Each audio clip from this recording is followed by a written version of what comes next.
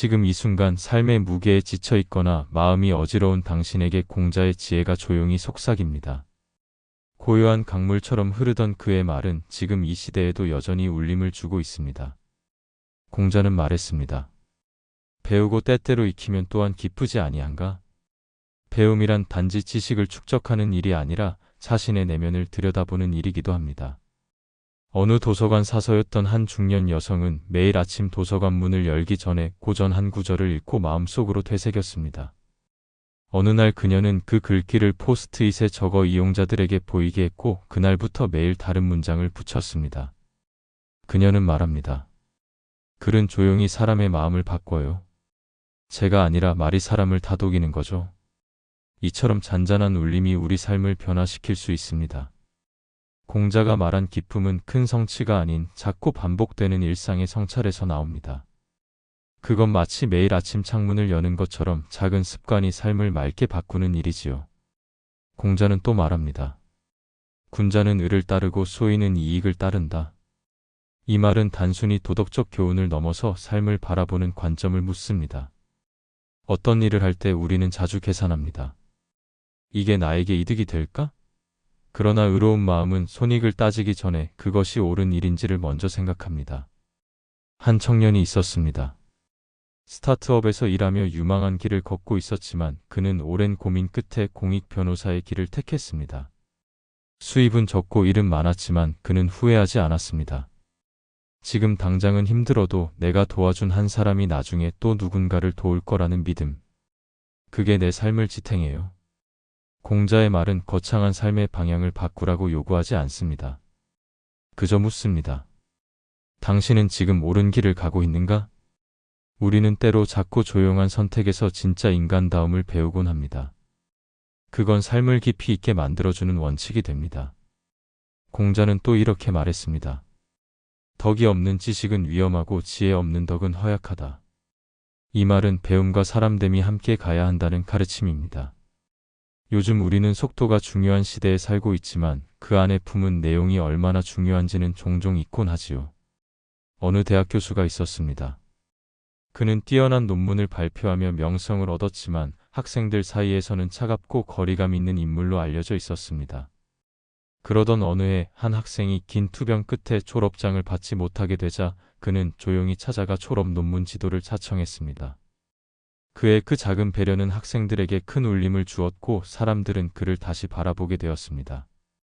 지식은 자신을 위해 쌓지만 덕은 남을 위해 사용하는 것입니다. 그 둘이 만났을 때 비로소 지혜가 됩니다. 공자는 그렇게 배우는 일과 살아가는 일이 따로 있는 것이 아니라 말합니다.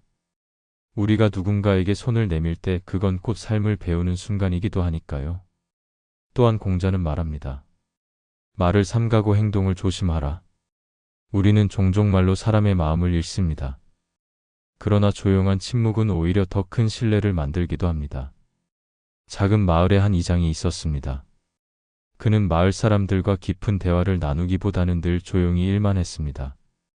처음에는 사람들이 그의 무뚝뚝함을 불편하게 여겼지만 시간이 흐르며 그의 꾸준함과 신중함이 사람들의 존경을 받게 되었습니다. 말을 많이 하지 않아도 그는 늘 옳은 자리에 있었습니다. 공자는 말합니다. 무릇 일을 할 때에는 눈은 넓게 보되 손은 조심히 움직여야 한다. 어떤 결정을 내릴 때에도 조급하지 않게 조심스럽고 깊이 있게 바라보는 태도가 필요합니다. 삶은 단번에 바뀌지 않지만 작은 태도의 변화는 우리의 하루를 차분히 정리해 줍니다. 조심스럽게 듣고 조용히 행동하며 겸손하게 나아갈 때 우리는 스스로를 더욱 단단하게 만들 수 있습니다. 공자는 군자는 조용히 스스로를 다스리고 소인은 떠들며 남을 흔든다고 말했습니다. 이 말은 외부에 흔들리지 않고 내면의 중심을 지키는 사람의 태도를 가르칩니다. 한 중소기업의 대표가 있었습니다. 그는 몇 번의 실패를 겪은 후에도 절대 언성을 높이지 않았고 위기 속에서도 사람들을 나무라기보다 내가 더 잘 준비하지 못한 탓이라며 자신을 돌아보곤 했습니다. 그렇게 조용한 리더십으로 그는 회사를 다시 일으켰고 그의 진심은 직원들에게 신뢰로 남았습니다. 공자는 말합니다. 무릇 조용한 가운데 깊은 생각이 있고 깊은 생각은 넓은 행동으로 이어진다. 우리는 가끔 격정적으로 판단하려 하지만 그럴수록 멀리 돌아가게 되는 경우가 많습니다. 또 하나의 이야기가 있습니다. 한 젊은 디자이너가 있었습니다. 그는 항상 말이 많았고 자신의 아이디어가 최고라고 생각했습니다. 하지만 어느 날 클라이언트 앞에서 사소한 오해로 큰 계약을 놓치고 그제야 반성했습니다. 이후 그는 말을 줄이고 고객의 니즈를 더 경청하기 시작했고 몇 년 뒤 그는 업계에서 가장 신뢰받는 이름이 되었습니다. 말은 언제나 조심스럽게, 행동은 언제나 묵직하게. 이것이 공자가 말한 조화입니다. 말보다 마음, 마음보다 태도가 중요하다는 가르침이 오늘날에도 여전히 유효하다는 것을 우리는 점점 더 체험하게 됩니다. 또 공자는 이렇게도 말합니다. 오래가는 관계는 서로 다름을 인정할 때 시작된다.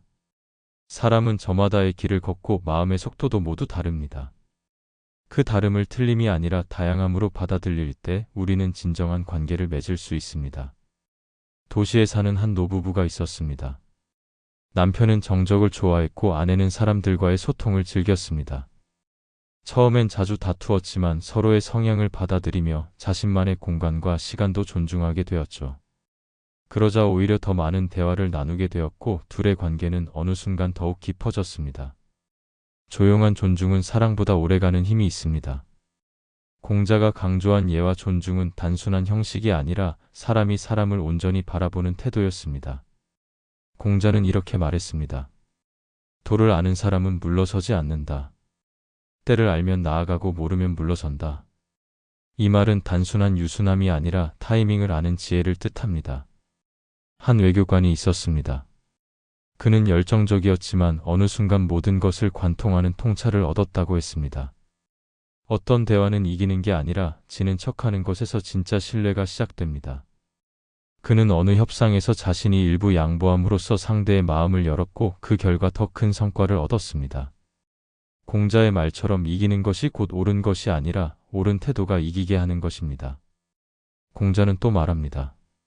어려움을 만났을 때 그 사람의 진가가 드러난다. 한 작은 도시에서 봉사활동을 꾸준히 해온 교사가 있었습니다. 어느 해 홍수로 도시가 마비되었을 때 그는 자신의 학생들과 함께 가장 먼저 대피소에 달려가 물품을 나르고 아이들을 안심시켰습니다. 사람들은 그가 늘 조용했기에 몰랐지만 위기의 순간에 그의 진심과 용기를 보았습니다. 그렇게 조용한 지도자의 힘은 한 도시를 따뜻하게 만들었습니다. 공자는 또한 근본을 잊지 말라고 말했습니다.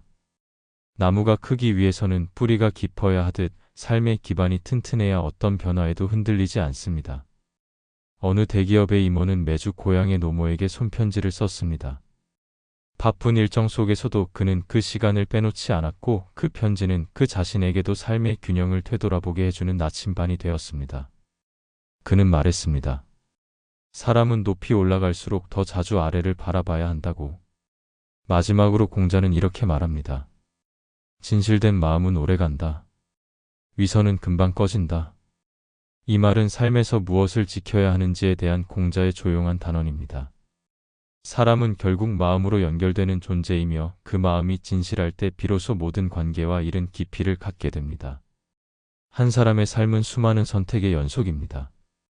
공자의 지혜는 그 선택 앞에서 우리가 조금 더 고요히 깊이 생각하게 만듭니다. 세상은 시끄럽지만 그 안에서 내면의 소리를 들으려는 자에게 공자는 늘 낮은 목소리로 말을 겁니다. 오늘 우리는 공자의 오래된 말을 따라 한 걸음 또 한 걸음 걸어왔습니다. 고요한 지혜는 시간이 지나도 빛을 잃지 않고 오히려 더욱 깊어집니다. 당신의 삶의 작은 등불 하나가 되었기를 바랍니다.